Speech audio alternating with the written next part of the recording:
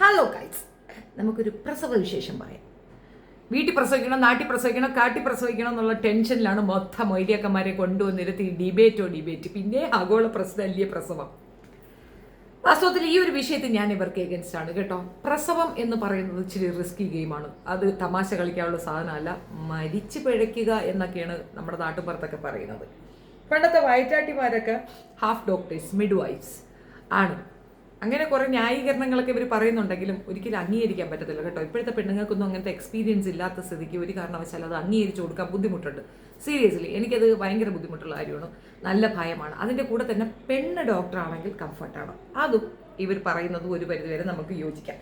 വിഷയം അതൊന്നും അല്ല കേട്ടോ. ഞാൻ ആ വിഷയം പറയാൻ വന്നതല്ല. എനിക്ക് അതിനോട് തീർത്തും വിയോജിപ്പാണ്. കുട്ടികളെ പ്രസവിക്കുന്നത് ഹോസ്പിറ്റലിൽ തന്നെ ആവുന്നതാണ് ബെറ്റർ. ആൻഡ് അവിടുന്ന് തന്നെയാണ് നമുക്ക് ആ രേഖകളിലുണ്ടാകും. രേഖകൾ നമുക്ക് ഉപയോഗിക്കാം. ഇപ്പോഴത്തെ കാലഘട്ടത്തിൽ ഇമ്പോർട്ടൻ്റ് ആയിട്ടുള്ള ഒരു കാര്യമാണ് രേഖകൾ സൂക്ഷിക്കുക എന്നുള്ളത്. ഒന്നാതെ നമ്മളിവിടെ ഉള്ളവരല്ല എന്ന് പറഞ്ഞിങ്ങനെ തള്ളി കളയുന്ന സമയത്ത് നമ്മളും കൂടെ അവർക്ക് കൊണ്ടുപോയി വടിവെട്ടി കൊടുക്കരുത്, അടിച്ചൊന്നും പറഞ്ഞിട്ട്. അപ്പോൾ തീർച്ചയായിട്ടും ഹോസ്പിറ്റലുകളിൽ തന്നെ പോവുക. ഗവൺമെൻറ് ഹോസ്പിറ്റലാണ് ബെറ്റർ. നല്ല ചോയ്സാണ്. ഒരുപാട് പിന്നെ ഡിബേറ്റിലൊക്കെ കണ്ടിരുന്നു, ഉസ്താദൊക്കെ വന്നിരുന്നിട്ട് ഒരുപാട് മോശമൊക്കെ പറയുന്നതൊക്കെ കണ്ടിരുന്നു. അതിനൊക്കെ ആക്ഷൻ എടുക്കണം. നമ്മളെ ഒരാൾ പറഞ്ഞാൽ നമ്മൾ അതിനെതിരെ ആക്ഷൻ എടുക്കുമ്പോഴാണ് നമ്മൾ ശരിക്ക് അത്യാവശ്യം പ്രതികരണ ശേഷിയുള്ളൊരു ജനതയായി വളരുന്നത്. അപ്പോൾ അതൊക്കെ അതൊരു സൈഡിൽ നിൽക്കട്ടെ. നമുക്ക് ഈ വിഷയത്തിലേക്ക് വരാം. മലൻ ടി വി എടുത്ത് ദൂരെ എറിഞ്ഞാടാ നിന്നെ. ശരി, മലൻ ടി വിക്ക് വേണ്ട ഇപ്പം നിന്നെ. നീ ഇപ്പം ന്യൂസ് 18 കയറിയിരിക്കുകയാണ്.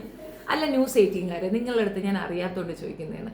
ഇവനെ ഡിബേറ്റിന് വിളിക്കാനും മാത്രം ഇവനാണോ ഇസ്ലാമിന്റെ വക്താവ്? ഇവൻ എന്ത് ഇസ്ലാമിയത്ത് അറിയാന്നാണ്? ഇവൻ ഇസ്ലാമിൽ നിന്ന് പുറത്തു പോയൊരു വ്യക്തിയാണോ?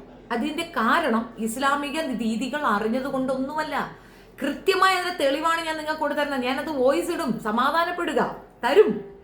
അവൻ പുറത്തു പോകാനുള്ള കാരണം ഇസ്ലാമിന്റെ ചട്ടരീതികൾ അനുസരിച്ച് ജീവിക്കാൻ വയ്യാത്തത് കൊണ്ടാണ്. കാലത്ത് എഴുന്നേറ്റ് സുബഹി നിസ്കരിക്കണം.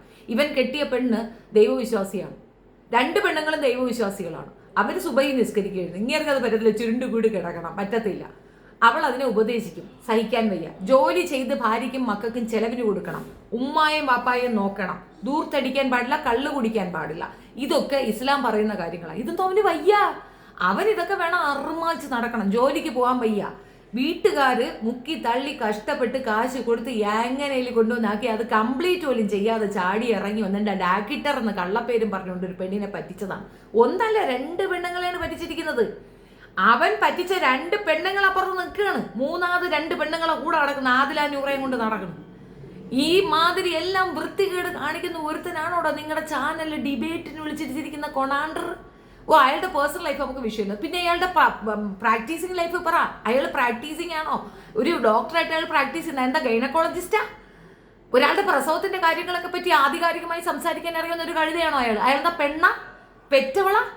എത്രയോ വേറെ പേരുണ്ട്, അവരെ വിളിക്കി. അതല്ലേ ഒരു മാനേഴ്സ്. എന്തായാലും ഈ കൂടത്തായി, പിന്നെ നവാസ് കൂടത്തായി, ആ പുള്ളി പറഞ്ഞ ഒരു കാര്യം അതൊന്ന് കേൾക്കാം. ആധികാരികമായി ഉത്തരവാദിത്തപ്പെട്ടവരാരും ഇതുപോലുള്ള അനിസ്ലാമികമായ കാര്യങ്ങൾ അറിയില്ല. നാസർ ഫൈസി ഇല്ലല്ല, ഞാൻ സംസ്ഥയുടെ ഭാഗമാണല്ലോ എന്ന് പറഞ്ഞാൽ മതി. എന്തിനു ഇത്ര വലിയ കഷ്ടപ്പാട്? അല്ലെങ്കിൽ നമ്മളുടെ ഹൈത്തമി സംസ്ഥയുടെ ഭാഗമാണല്ലോ എന്ന് പറഞ്ഞാൽ മതി. ഇവിടെ ഇതുപോലുള്ള വാദങ്ങൾ വരുമ്പോൾ ഉടനെ അത് ഇസ്ലാമോഫോബിയ അല്ലെങ്കിൽ കാശുണ്ടാക്കാൻ വേണ്ടിയാണെങ്കിലും നമ്മൾ അന്ധവിശ്വാസത്തിനെ എതിർക്കണം എന്ന് തന്നെയാണ് ഞാൻ പറയുന്നത്. ഇല്ലല്ല, ആരിഫ് ഹുസൈൻ മറുപടി പറയാൻ മാത്രം ഞാൻ അത്ര തരം താഴാൻ ഞാൻ തയ്യാറല്ല.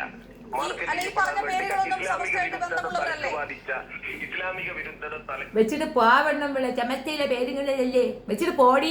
നിനക്ക് എന്താണ്? നിനക്ക് എന്താ അറിയണ്ട? നീ കിടന്ന് തുള്ളി മറിക്കുന്നുണ്ട്. നീ അങ്ങോട്ട് പെണ്ണ് കിടന്നങ്ങ് തുള്ളാണ്. തുള്ളി മറിപ്പാ. എന്താ ഇസ്ലാമിൽ അങ്ങനെയുണ്ട്? ഇസ്ലാമിന് ഈ ആദിവാസി കോളനിയിൽ പോയി നോക്ക്.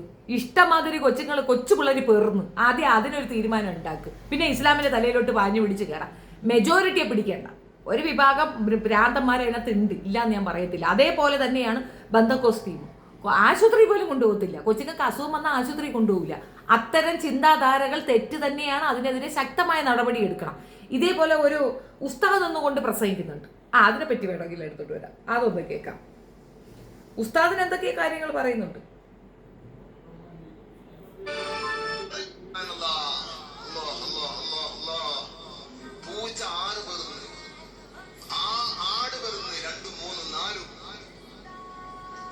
മൂന്നാം മാസം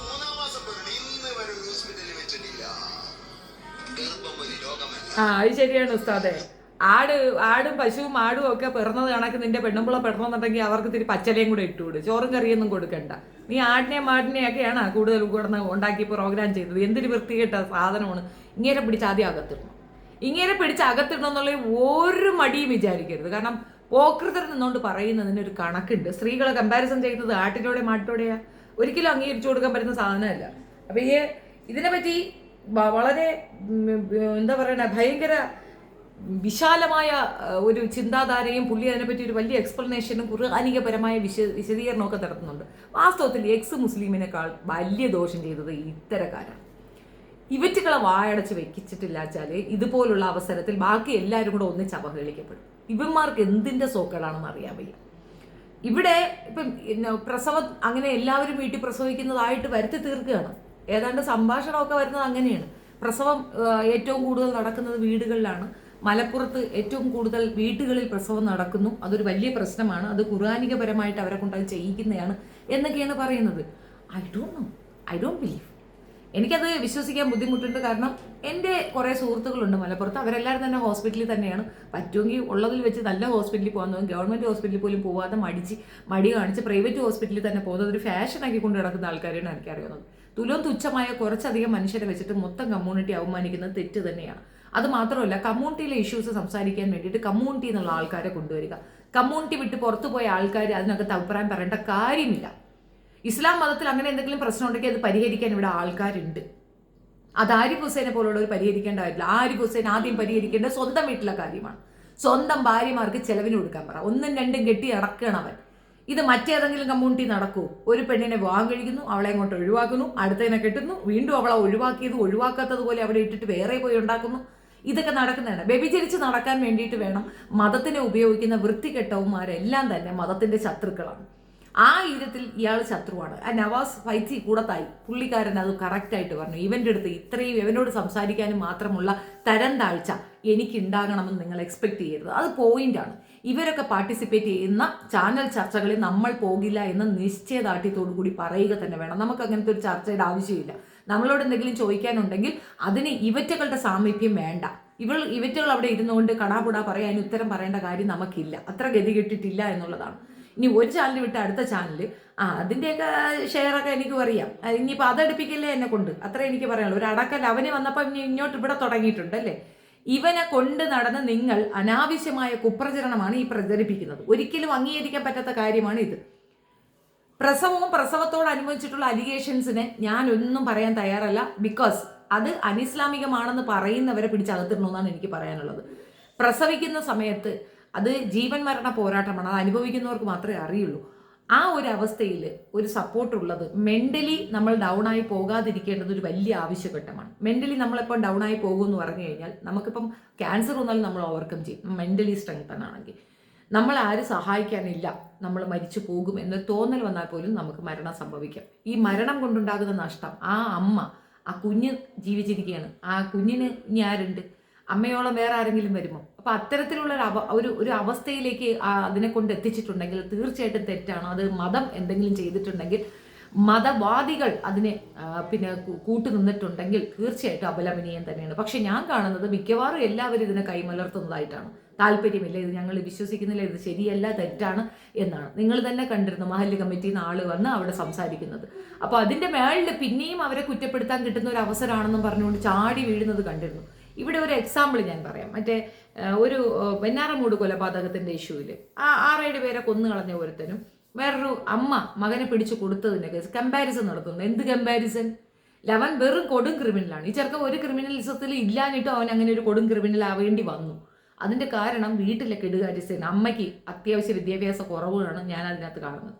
അപ്പോൾ അതൊക്കെ വിലക്കുകയോ അതിനകത്തൊക്കെ ഇടപെടുകയോ ഒക്കെ ചെയ്തിട്ടുണ്ടായിരുന്നെങ്കിൽ ഇത്തരത്തിലുള്ള പ്രശ്നങ്ങൾ വരത്തില്ലായിരുന്നു. ഈ രീതിയിൽ മോശപ്പെട്ട് ജീവിക്കാൻ വേണ്ടി മാത്രം മതത്തിനെ ഉപയോഗിക്കുകയും മതത്തിൽ നിന്ന് പുറത്തു പോയി നിന്നുകൊണ്ട് വായ്ത്താളം അടിക്കുന്നവനെയൊക്കെ ചേർത്ത് പിടിച്ചുകൊണ്ട് ചാനൽ ചർച്ചയിൽ വന്നിരുന്ന് മതത്തിനെ അവഹേളിക്കാൻ നാണമില്ലേ സ്ത്രീ എന്ന് എനിക്ക് ചോദിക്കാനുള്ളൂ. ആ വാർത്താ അവതാരികയാണെങ്കിൽ അങ്ങ് ഉത്സാഹിക്കണം, നിങ്ങൾ പറയൂ അങ്ങനെ. അപ്പോൾ ഇവരുടെ ചുറ്റുമുള്ളവരൊക്കെ തന്നെ അങ്ങനെയായിരുന്നു. എനിക്കറിയത്തില്ല ആരാണ് ഇപ്പോൾ ധൈര്യം കാണിക്കുന്ന വീടിനകത്ത് പ്രസവിക്കാൻ. അതിന് മാത്രം ധൈര്യം ആർക്കാണുള്ളത്? ഒരിക്കലും നല്ല കാര്യമല്ല. പിന്നെ ഈ ഉസ്താദ് പ്രസ്താവിക്കുന്ന ഒരു കാര്യം, അയാൾക്ക് 9 കുട്ടികളുള്ളത്, ഈ 9നെയും വീട്ടിലാണ് പ്രസവിച്ചെന്ന്. കഷ്ടം തന്നെ. പെണ്ണുമ്പിളുടെ ഗതി അതോ ഗതി എന്നതിനപ്പുറം ഒന്നും പറയാനില്ല. അത്തരക്കാരെ കണ്ടെത്തിയാൽ സമൂഹത്തിന്റെ മുൻപിൽ കൊണ്ടുവരികയും അവരെ മാതൃകാപരമായി ശിക്ഷിക്കുകയുമാണ് വേണ്ടത്. ആ പെൺകുട്ടിയുടെ റൈറ്റ്സിനെ ചവിട്ടിപ്പിടിച്ച് വെക്കുന്നുണ്ടെങ്കിൽ, അതിനെ മതത്തിന് ഉപയോഗിക്കുന്നുണ്ടെങ്കിൽ അത് ചോദ്യം ചെയ്യപ്പെടേണ്ട കാര്യം തന്നെയാണ്. അതിന് മതത്തിനെ അവഹേളിക്കുന്ന ഒരുത്തൻ്റെ കൂട്ടുപിടിക്കരുത് ദയവേത്. അപ്പം നിങ്ങളുടെ ഇൻറ്റൻഷൻ വേറെയാണ്, അത് ഞങ്ങൾക്ക് പറയേണ്ടി വരും എന്നുള്ളതാണ് വസ്തുത. ആരിഫ് ഹുസൈൻ ആദ്യം സ്വന്തം വീട്ടിലെ കാര്യം നോക്കട്ടെ. സ്വന്തം വീട്ടിലെ കാര്യം നോക്കാത്ത ഒരുത്തൻ വന്നിരുത്തുകൊണ്ട് പൊതുസമൂഹത്തിന് നോക്കേണ്ട ആവശ്യമുണ്ടോ എന്നുള്ളത് ഞങ്ങളുടെ ചോദ്യം. ഞങ്ങൾക്ക് ചോദിക്കാമല്ലോ.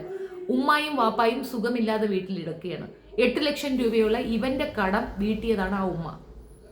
അവർക്ക് ശ്വസിക്കാൻ ശ്വാസകോശത്തിലേക്ക് പ്രശ്നം ഉണ്ടായിട്ട് അവരൊരു ഓക്സിജൻ ട്യൂബ് വെച്ച് ശ്വസിച്ചുകൊണ്ടിരിക്കുന്ന ഒരു സ്ത്രീയാണ് ഞാൻ കണ്ടത്. വാപ്പായും നടക്കാൻ പോലും പരസഹായം വേണമെന്നൊരവസ്ഥയിലാണ്. അത്രയും ക്രൂഷ്യലായിട്ടുള്ളൊരു സിറ്റുവേഷനെ അമ്മയും അച്ഛനും ഉള്ളപ്പോൾ ഒരു സപ്പോർട്ടറെ പോലും അവിടെ നിർത്താതെ, ഒരു രീതിയിലൊരു സഹായം കൊടുക്കാതെ, അമ്മയും അച്ഛനെയും നോക്കാതെ പൊതുസമൂഹം നന്നാക്കാൻ ഇറങ്ങിയാളായിരുന്നു നവോത്ഥാന നായകനോ. വീട്ടിൽ നിന്ന് പുറത്താക്കപ്പെട്ടതെന്ന് പറയുന്നുണ്ട്. ആ ഉമ്മ കാത്തിരിക്കുകയാണ്, മോൻ അങ്ങോട്ട് ഇതൊക്കെ കഴിഞ്ഞിട്ട് അങ്ങോട്ട് ചെല്ലുമെന്ന്. അമ്മാതിരി കാത്തിരിക്കുന്ന ഒരു ഉമ്മ തന്നെ പറയുന്നുണ്ട്, ആരെങ്കിലും കിട്ടിയ ഉടനെ പ്രോഗ്രാം ചെയ്യും കളയുമെന്ന്. കളിയാണ് മുഖ്യം. അങ്ങനെ കളിച്ച് നടക്കാൻ വേണ്ടിയിട്ട് ഇമ്മാതിരി പോക്കിർത്തരം മതത്തിനെ പറയുന്നതിനെ അനുകൂലിക്കുന്നവരും തുല്യ പങ്കാളികളാണെന്ന് എനിക്ക് പറയാനുള്ളൂ. ഇയാൾ പറയുന്ന അവഹേളനം ഇനി കേട്ടുകൊണ്ടിരിക്കാൻ ബുദ്ധിമുട്ടുണ്ട്. അമ്മാതിരി തെണ്ടിയാണ് എന്ന് പോയി കണ്ടുപിടിച്ചതാണ്. പിന്നെ ഇനി അതിൻ്റെ പുറത്തേക്ക് ഇനി വെറുതെ ഇരുന്നുകൊണ്ട് അനാവശ്യം പറയാതിരിക്കുക എന്നുള്ളതാണ് എനിക്ക് പറയാനുള്ളത്. ഒരു കാരണവശാലും സ്ത്രീകളുടെ ഒരു ബുദ്ധിമുട്ട് അവന് മനസ്സിലാവുമെന്ന് എനിക്ക് തോന്നുന്നില്ല. കാരണം അവനാൽ ബാധിക്കപ്പെട്ട എത്ര പെണ്ണുങ്ങൾ അവിടെ വീട്ടിലുണ്ടെന്ന് അറിയുമോ? അവൻ്റെ ഭാര്യമാർ 2 പേര്, അവൻ്റെ 2 പെൺമക്കൾ, അവൻ്റെ സഹോദരിക്ക് 2 പെൺമക്കൾ, അവൻ്റെ ഉമ്മ തുടങ്ങി ആ വീട്ടിൽ തന്നെ എത്ര 10ഓളം പെണ്ണുങ്ങൾ അനുഭവിക്കുന്നുണ്ട് ഇവനെ കാരണം നാണക്കേട്, ബുദ്ധിമുട്ട്, ഇവനെ കൊണ്ടുള്ള ടോർച്ചർ അവർ തന്നെ അനുഭവിക്കുന്നുണ്ട്. അതിനാദ്യം ഒരു പ്രതിവിധി ഉണ്ടാക്കട്ടെ. 10ഓളം വരുന്ന അവൻ്റെ കുടുംബത്തിലുള്ള പെണ്ണുങ്ങൾക്ക് പിന്നെ ഒരു സമാധാനവും സ്വസ്ഥതയും കൊടുക്കാൻ പറ്റാത്തവനാണ് പൊതുസമൂഹത്തിൽ ഇറങ്ങി വന്നിരുന്നു കൊണ്ട് നാട്ടുകാർക്ക് സമാധാനം ഉണ്ടാക്കാൻ വരുന്നത്. പ്രസവാനന്തര കാര്യങ്ങളും ഒക്കെ പെണ്ണുങ്ങൾ സംസാരിക്കട്ടെ, പെണ്ണുങ്ങൾക്കല്ലേ പറയാനുള്ളത്. അതിൽ പെണ്ണുങ്ങൾ ഒരുപാട് പേര്, ഞാനും ഒക്കെ പ്രസവിച്ചത് തന്നെ 2 ഹോസ്പിറ്റലിലാണ്, ഒന്ന് ഗവൺമെൻറ് ഹോസ്പിറ്റലിൽ, ഒന്ന് പിന്നെ കോസ്മോയിൽ. 2 പ്രസവവും നടന്നത് തന്നെയാണ്. ഒന്ന് സുഖപ്രസവം. ഈ സുഖപ്രസവം എന്നുള്ളത് ഒരു കോമഡിയാണ് കേട്ടോ. പ്രസവം എന്ന് പറയുന്നത് തന്നെ വല്ലാത്തൊരു സംഗതിയാണ്. അതിനോട് സുഖപ്രസവം വേറെ, അതായത് നോർമലായി പ്രസവിച്ചു എന്നുള്ളതേ ഉള്ളൂ. അത് കുറച്ചുകൂടെ ഇതായിട്ട് പറയുന്നു. പക്ഷേ എന്നാലും അത് കേൾക്കുമ്പോൾ ഒരു കോമഡിയാണ്. സുഖപ്രസവം, എന്ത് സുഖം, വല്ലാത്ത വേദനയാണ്. അനുഭവിക്കുന്നവർക്ക് മനസ്സിലാവുകയുള്ളൂ. ഏതായാലും ആ പെൺകുട്ടി മരണപ്പെട്ടത് ഒരു വലിയ തിരിച്ചടി തന്നെയാണ്. അത് നല്ലൊരു കാര്യമായിട്ട് എനിക്കിപ്പോൾ തോന്നുന്നു. കാരണം അതുകൊണ്ട് കൂടുതൽ ആളുകൾ അതിൽ അന്വേഷണം ഉണ്ടാകും. അപ്പുറവും ഇപ്പുറവും ഒക്കെ ഇങ്ങനെ എന്തെങ്കിലും സംഭവങ്ങളുണ്ടെങ്കിൽ നിങ്ങൾ നിർബന്ധമായി സ്റ്റേഷനുകളിൽ വിവരം അറിയിക്കണം. 100 ഡയൽ ചെയ്ത് വിഷയം പറഞ്ഞാൽ മതി. അവർ ആക്ഷൻ എടുക്കാതിരിക്കുകയോ ഒക്കെ അവരുടെ വിഷയം. നമ്മൾ പറയേണ്ടത് പറയുക. അപ്പുറത്ത് ഇങ്ങനെ ഒരു സംഗതിയുണ്ട്, ഒരു വീട്ടിലാണ് പ്രസവിക്കാൻ പ്ലാൻ എടുത്തതെന്ന് പറഞ്ഞാൽ സ്പോട്ടിൽ വരും 108 അവരെടുത്തോണ്ട് പോയിക്കോളും. നമ്മൾ കാരണം നമ്മളെ കൊണ്ട് അങ്ങനെ ഒരു ഹെൽപ്പ് ചെയ്യാൻ പറ്റുമെങ്കിൽ അത് ചെയ്യുക തന്നെ ചെയ്യണം. അയലുമൊക്കെ ആയിട്ട് ആരെങ്കിലും സാധാരണ ഇല്ലാത്തവരൊന്നും ആയിരിക്കത്തില്ലല്ലോ. ഇനി അങ്ങനെ ഇല്ല എന്നുണ്ടെങ്കിൽ തന്നെ നമുക്ക് കാണുമ്പോൾ മനസ്സിലാവുമല്ലോ ആ വീട്ടിലൊരു ഗർഭിണി ഉണ്ടെന്ന്. ഉടനെ ഇൻഫർമേഷൻ പാസ് ചെയ്യുക എന്നുള്ളതാണ്. അപ്പോൾ ഇത്തരത്തിൽ ഗോത്രീയത തലയിൽ കൊണ്ട് നടക്കുന്ന മനുഷ്യരുണ്ടെങ്കിൽ അവർക്ക് ബോധം പറഞ്ഞു കൊടുക്കുകയാണ് വേണ്ടത്. അല്ലാതെ അവരെ കൂടുതൽ ഗോത്രീയതയിലേക്ക് തള്ളിവിടുകയല്ല വേണ്ടത്. എൻ്റെ പേഴ്സണൽ അഭിപ്രായം ഇതാണ്. എക്കാരണം കൊണ്ടും ചാനൽ ചർച്ചകളിൽ ഇയാളെ പിടിച്ചിരുത്തുന്നത് ഒരിക്കലും അക്സെപ്റ്റ് ചെയ്യാൻ പറ്റുന്ന ഒരു കാര്യമല്ല. കാരണം അയാൾ ഒരു വ്യക്തി എന്ന നിലയിലെ പരാജയമാണ്. ആദ്യം ഉമ്മാക്ക് സപ്പോർട്ട് ചെയ്യാൻ പറ. പെറ്റ തള്ളയെ നോക്കാത്ത ഒരുത്തൻ എന്ത് ചെയ്യാനാണ്? പെറ്റ തള്ളയെ നോക്കണ്ടായോ? അങ്ങനെ നോക്കാത്ത ഒരുത്തൻ നാട്ടിലിറങ്ങി ആരെ നന്നാക്കുന്ന എന്തടിസ്ഥാനത്തിൽ? കല്യാണം കഴിച്ചു കൊച്ചുങ്ങളെ ഉണ്ടാക്കി കൊടുത്തിട്ട് അതുങ്ങൾക്ക് ചിലവിന് കൊടുക്കാതെ അതുങ്ങളെ സ്വർണവും വാങ്ങിച്ച് വിറ്റും പണയം വെച്ചും കട്ടും നടക്കുന്ന ഒരുത്തനാണോ നിങ്ങൾ ഇസ്ലാമിൻ്റെ വക്താവായിട്ട് കൊണ്ടുവന്നിരുത്തുന്നത്? ഇസ്ലാമിനെ പറ്റി അവൻ എന്തറിയാം? അവൻ ഇസ്ലാം ആയിരുന്നില്ല. അതുകൊണ്ടാണ് അവൻ ഇസ്ലാമികമായി ഇതുവരെയും ജീവിച്ചിട്ടില്ല. അതുകൊണ്ടാണ് അവൻ അങ്ങനെ ഇറങ്ങി പോകേണ്ടി വന്നത്, ഈ പോക്കൃത്തരം അത്രയും കാണിക്കുന്നത്. അവൻ്റെ കൈകളിൽപ്പെട്ട 2 പെണ്ണുങ്ങളുണ്ട്. അവർ സേഫ് അല്ല. ഇസ്ലാമിനെ അടിക്കാൻ എന്ത് കിട്ടിയാലും അവ എടുത്തുകൊണ്ട് നടക്കും. അത്രേ ഉള്ളൂ. അവൻ്റെ ഉമ്മ പറയുന്ന കണക്ക് നാട്ടുകാരാണ് അവനെ തിരിപ്പിക്കുന്നതെന്ന് പറയുന്നത്. അവനാണ് യഥാർത്ഥ ചെകുത്താൻ. നാട്ടുകാരെന്ത് ചെയ്ത്? നാട്ടുകാർ പറഞ്ഞെടുത്ത ഉടനെ ടാക്കിട്ട മോൻ്റെ തലയിൽ ഇത് കയറിയോ? ഇല്ലല്ലോ. അവനാണ് ഇതത്തിൽ യഥാർത്ഥ സാത്താൻ എന്നുള്ളത് വസ്തുതയാണ്. That's it. നിങ്ങളുടെ അഭിപ്രായം കമൻറ്റ് രേഖപ്പെടുത്തുക. വീഡിയോ ഇഷ്ടപ്പെടുകയാണെങ്കിൽ ലൈക്ക് ചെയ്യണം, ഷെയർ ചെയ്യണം and subscribe my channel. Thank you so much for the support.